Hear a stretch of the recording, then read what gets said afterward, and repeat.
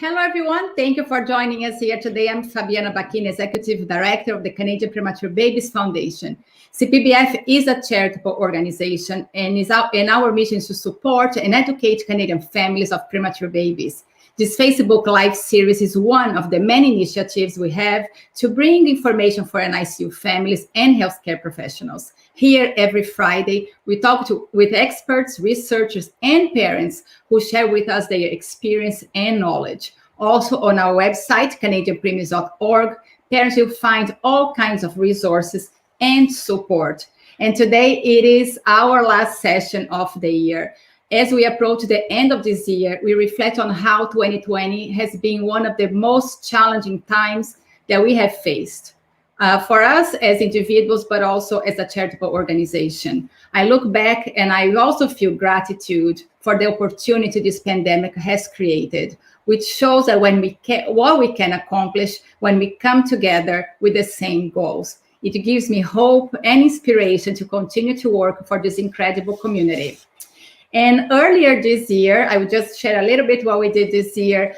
We started this Facebook Live sessions to answer COVID-19 related questions, but soon it became our virtual sessions as all in-person groups were canceled in hospitals. We had over 50 sessions on a weekly basis and 30 sessions on a 2-week period, having experts, researchers with our community in real time, answering questions and interacting with people from all over the world. All those videos are available on our website. And we are also providing mental health support for families through the COVID Care program. This is a brand new program we created in May this year, and we are connecting families with perinatal mental health and psychologists from across Canada. We are offering 2 free online sessions, and any parent who are in the NICU right now or a year post-discharge can apply on our website. And we also have every Wednesday a real-time peer support groups for families to come in, because we also know peer support groups in person in hospitals also have been canceled during the pandemic. And this year we are very grateful that we had the opportunity to partner with Pampers twice, one to provide technology grants to 8 NICUs across Canada to help parents stay connected with their babies during the pandemic when they could not be in the NICU. And we are still working with Pampers on the Pampers for Preemies campaign. Pampers committed to donate over 200,000 diapers to NICUs across Canada. And we are very excited that every time you use the hashtag Pampers for Preemies, 1 diaper goes to one of the families. And we are going to start the distribution of the diapers in January. And we also have made incredible partnerships, and many new volunteers have joined the organization to help our mission to support and educate Canadian families. And here with me today, I'm very honored to bring on here on screen with me, Doris Sawatzky-Dickson, who is the chair of our board of directors. She joined our board in 2018 and last October became the chair. Doris has worked as a neonatal nurse, clinical nurse specialist, and lactation consultant for over 30 years in Winnipeg, Manitoba. Doris, hello from Winnipeg. Hello. Hi, Fabiana, and to all those in our live streaming and viewing community. I just want to start by, on behalf of the board of directors, wishing everybody a very peaceful holiday season.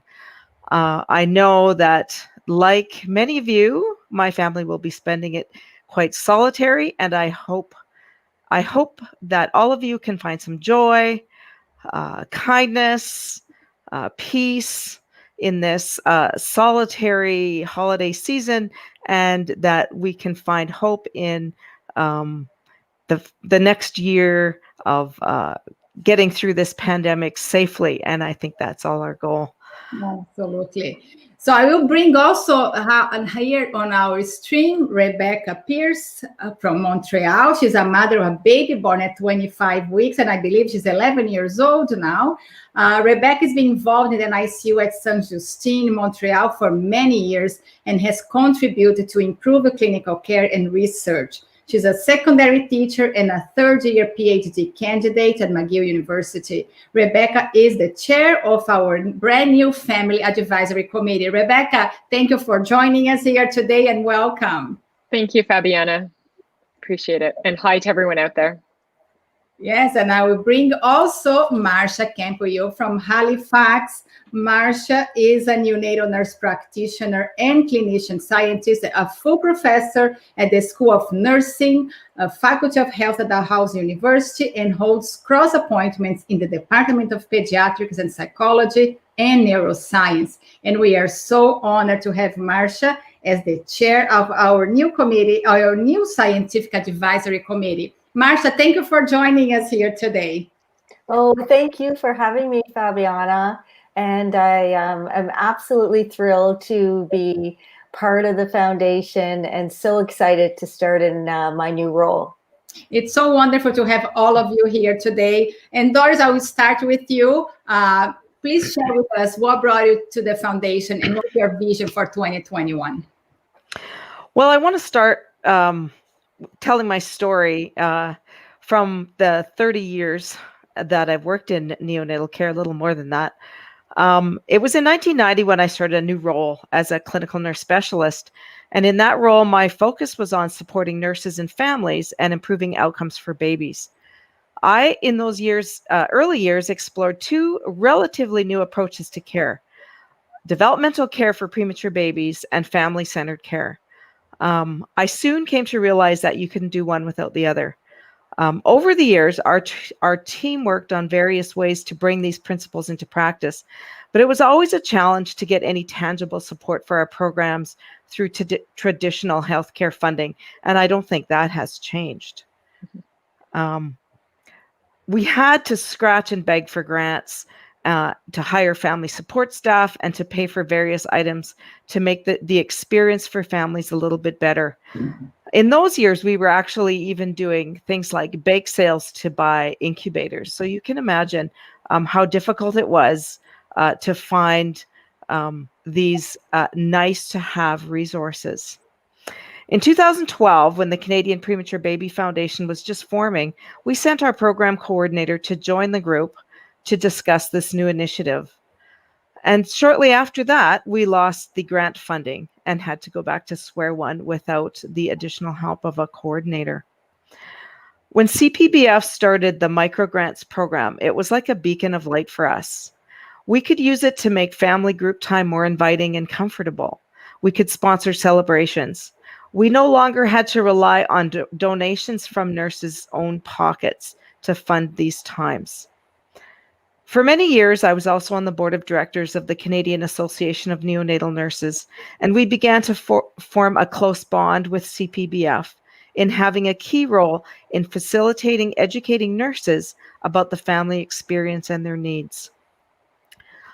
When I retired in 2018, I was looking for a way to stay connected with my favorite part of the NICU, the families. Kate Robson approached me and invited me to join the board. I found in the board an organization who had just hired the first executive director, and you're looking at her. The board was still very loosely organized, but had incredible passion for this work. I agreed to become chair of the board after 2 years on the board, as I found the group to be so enriching to work with. We've started to tighten up the organization, just as we are beginning to gain some traction within the wider neonatal world. COVID has changed the whole world, and even more so for our neonatal parents than almost anyone else. The vision of CPBF is a bright future for all premature babies and those who care for them. And the mission is to support, educate, advocate for Canadian families of premature babies every step of the way, before, during, and after their NICU stays, to be the voice of premature babies and their families.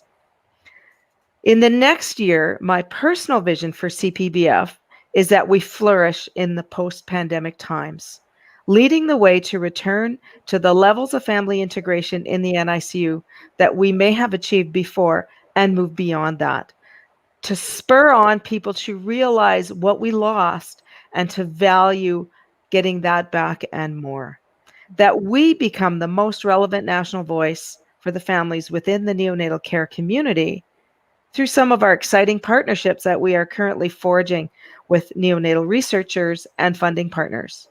I am committed to building a strong board that has diversity and inclusion, that can lead the organization and also support the staff for them to be their very best.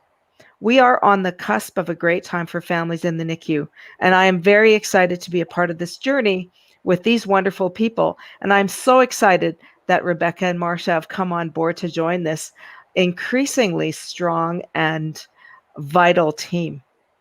And with those of you who are regular participants in these sessions and in our working groups on our Facebook parents group and in all the groups across the country, I'm looking forward to providing whatever leadership the board can do, and also to welcome you, if you haven't been a part of the work we do, to consider whatever small way that you or the people within your hospital and your bubbles can join our bubbles together and make life better so that babies can be better. So thank you very much for your attention, and I'm really looking forward to 2021.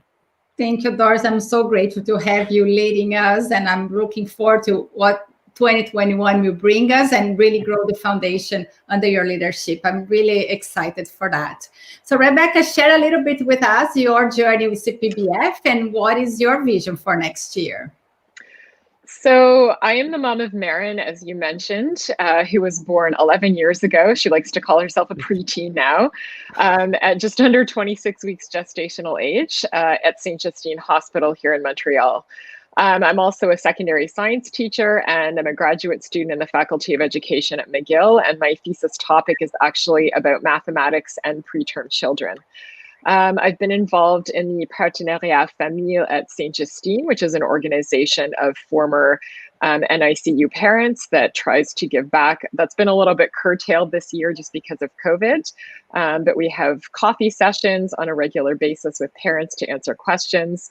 I've also been involved in some parent-centered research, including the Parents' Voice Project, which again asks parents about the outcomes of preterm birth.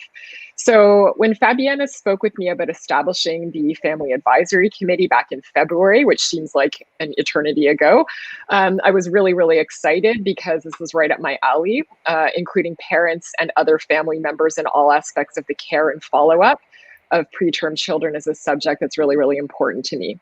I feel that parents and family members can offer a perspective about a lot of different things that's very different than that of clinicians or researchers. And it's often a perspective that's more relevant and insightful depending on the situation. So just to introduce the members of the Family Advisory Committee so far, to give them a shout out, we have Jenna Morton, who lives outside of Moncton, New Brunswick.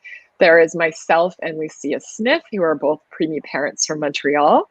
We have Christina Galiffi and Koja Mensa, who live in Toronto. And finally, Michelle Pelletier, who lives in Vancouver.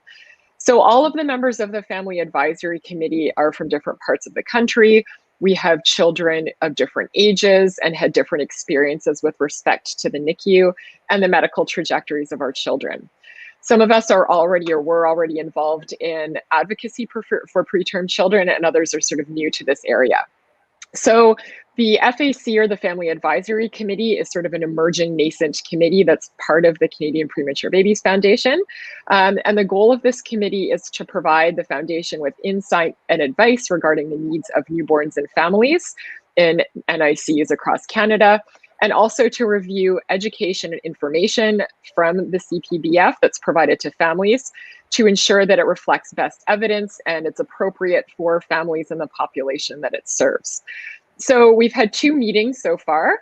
Our first meeting, which was a couple months ago, was to discuss the committee and the activities of the Canadian Premature Babies Foundation, just to give everybody on the committee some background.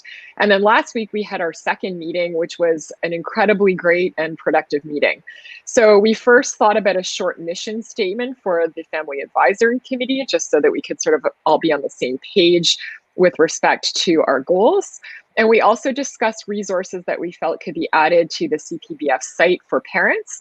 So we came up with some amazing ideas. So this includes more information about self-care for families and parents, sibling support, community sharing from across Canada, more information about discharge and follow-up, future educational considerations for preterm children, some more balanced information about outcomes of prematurity and outcome research, and also links for parents to read more research that's parent and child centered.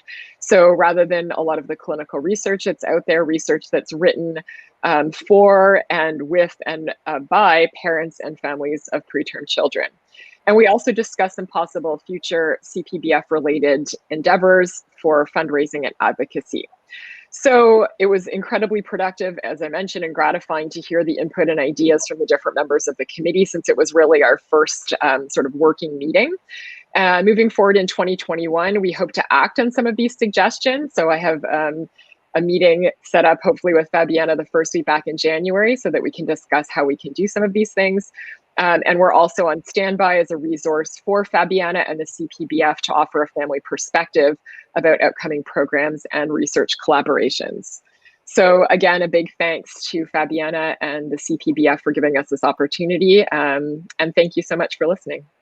I think, Rebecca, we are so excited for this committee to really bring the parents, because obviously the parents are always the center of everything that you do. We do with them, for them. And I'm so happy to have you leading this group. And it is an incredible group. And I know you'll be looking for new parents in the new year to add to the committee. Yes. So I'm very, very happy and looking forward to working with you and the group. Thank you. So Marsha, you are the latest addition to the foundation, and I'm so happy to have you joining us, bringing your knowledge, your expertise, your skills, and your passion to the foundation. So tell us a little bit about you and what do you envision with the Scientific Advisory Committee? Well, thank you, Fabiana. Similar to Doris, I've been caring for moms and babes and dads and families for about 30 odd years, and have transitioned primarily into a research role, although I still work clinically.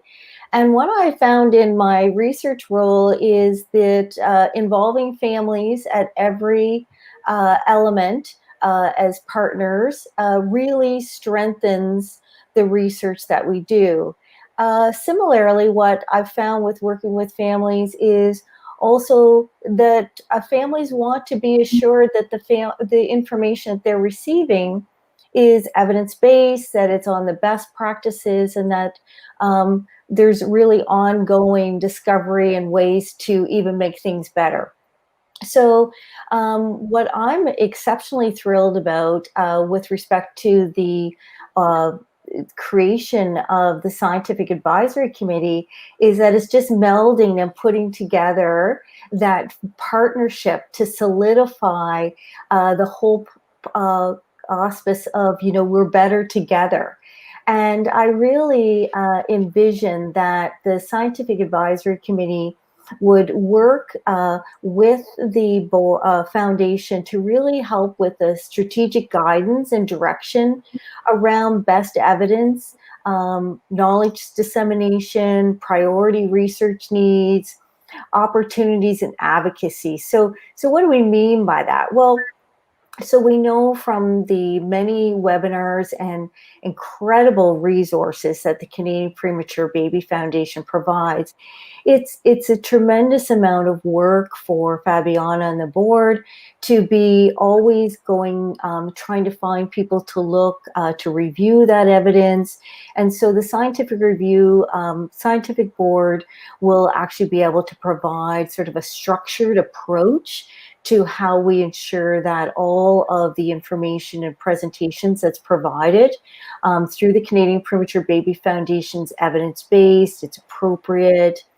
Moreover, it gives an exciting opportunity to work really closely with leveraging and advising the foundation around trying to understand and identify potentially new priority care initiatives that are really relevant to parents of premature infants.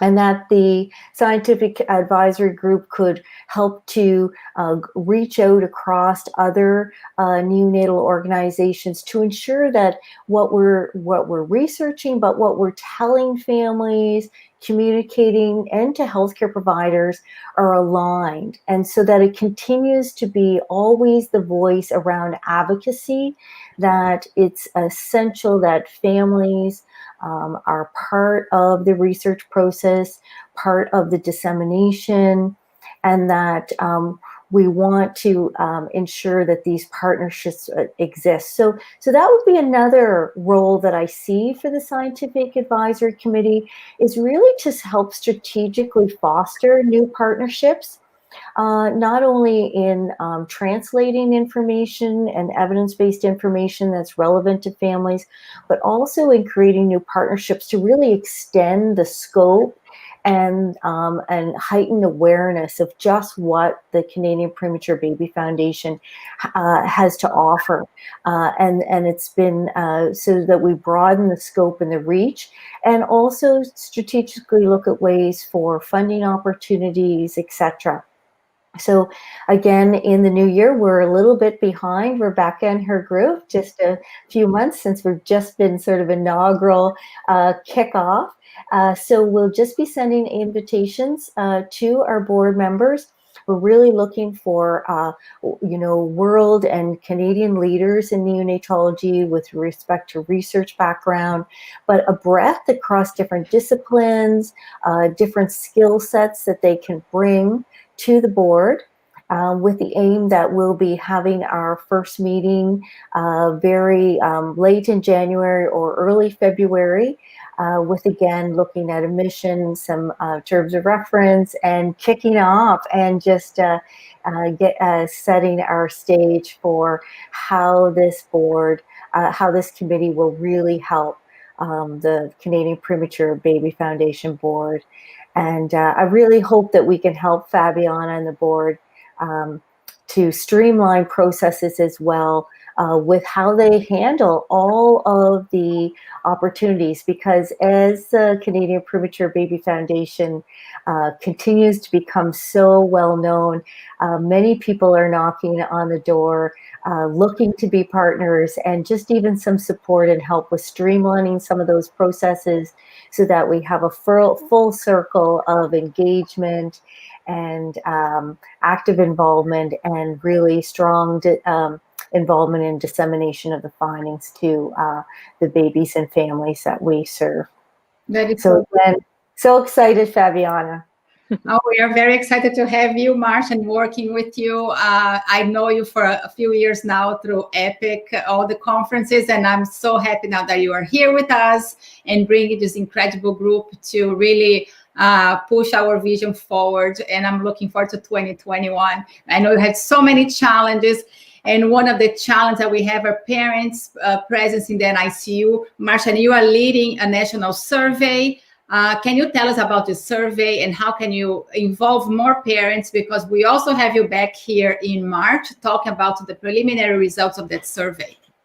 Oh, thanks, Fabiana. Yes. So we are leading a national survey. They're really targeting the parent voice of what the impact of COVID-19 was, specifically around the severe restrictions around parental presence and in the NICU. We know that most NICUs across the country did institute various levels of restrictions for families that in our preliminary work we have been heard repeatedly how this has so adversely affected families' well-being, but their ability to be involved with infants. But surprisingly, we know almost nothing about whether or not what the large variations are across the country, and how this has potentially impacted families. So we have a survey. There is, I don't know if Fabiana I put the link in, but really if you just come to mumlink.com, that is my research website, and you would be directly offered, a bubble will pop up and say, would you like to complete the survey? It only takes about 10 to 15 minutes.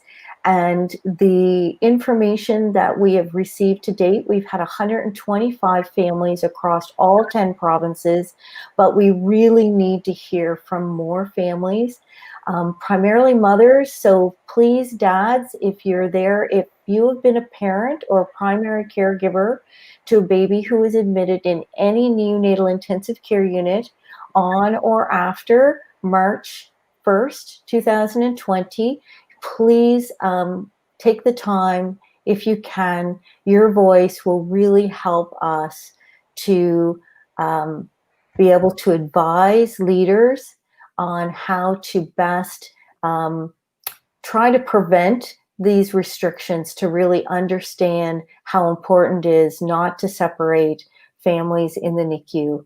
And Fabiana, it's MOMLINC. Okay, hold on. .com. And so, yeah, MOMLINC.com. And please, if you are a family, a member, a parent, or you know of someone, please share that link, and we would love to hear your voice. Okay, we just shared the link, so we're hoping to bring more parents into this incredible survey that we really need to hear their voices. And I'm looking forward to having you back in March to give us the preliminary results and how we can move forward with that. Thanks, Fabiana. So thank you, Marsha. Doris, any final thoughts for our audience? I'm very grateful to have all of you here today. You know, one thing that has popped into my head listening to these incredible people talk, and I'm so excited about the work that that Rebecca's committee has already done. I think that we need to lead our communities into a fundamental change in how we view hospitalized children and their families, and move away from thinking of the family as a visitor. Like that's what COVID has highlighted, is that our hospital leadership still sees families as visitors in a NICU, in a pediatric setting. And we don't look at that family as a single entity, and as that the family is the part of the patient, and the patient isn't just a separate entity from their family. And I think that COVID highlighted that, and that's a real challenge for us in our post-pandemic thinking, is to realize that we've damaged these families. We've done a lot of harm by separating our fundamental thinking about babies and their parents, and that really they should be thought of as one, and that they move within our system as one. Nothing about me without me. And that was one of the first phrases I ever heard when I was introduced to family-centered care. And I think we really have to look at the me as coming from the baby and the family together.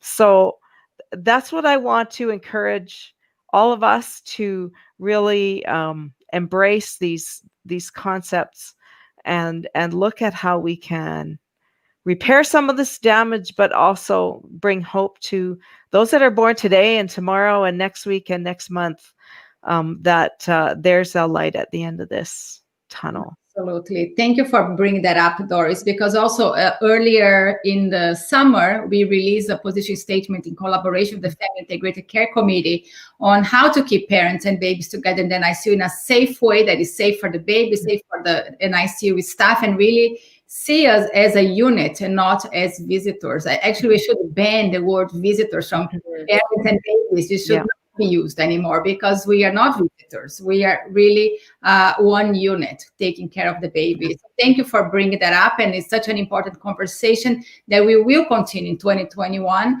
And in March, the first 2 Fridays of March, we are going to have a year in review of COVID-19. And we are going to see the impact of the separation, what happened in 2020 for those families, because Marsha, as she mentioned, she's leading a national survey, but there is also an international survey led by EFCNI, the European team, that is a worldwide survey, and what is happening around the world, and how can you move forward to bring families together. So, but thank you, all of you, Doris, Rebecca, and Marsha. I'm so excited for 2021. I think it was an incredible end of the year for us to have those two committees up and running. This is something that CPBF has in the strategic planning for quite a few years. And this year, we finally happened, and I couldn't be more proud of working with this team. I'm so grateful to all of you. And thank you, Fabiana, for your amazing work in leadership. You are truly a beacon for all of us. Thank you, Doris. Thank you, everyone. Hmm. And for everyone watching us, thank you for joining us. This live series really connects us with people from around the world and around the country.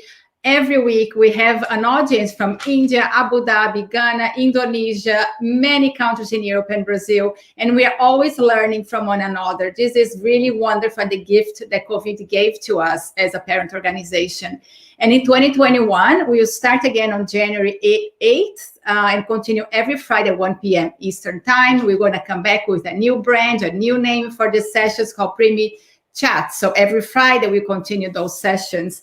And we are a charitable organization, and we believe that through education and support, we can empower families, ensuring they are ready to care for their premature baby. Visit our website. The link is right here. And please consider making a donation. Together, we can create a brighter future for all families. And I wish you all happy holidays, and I wish 2021 brings you joy, health, and love. So stay well, everyone, and I see you in January.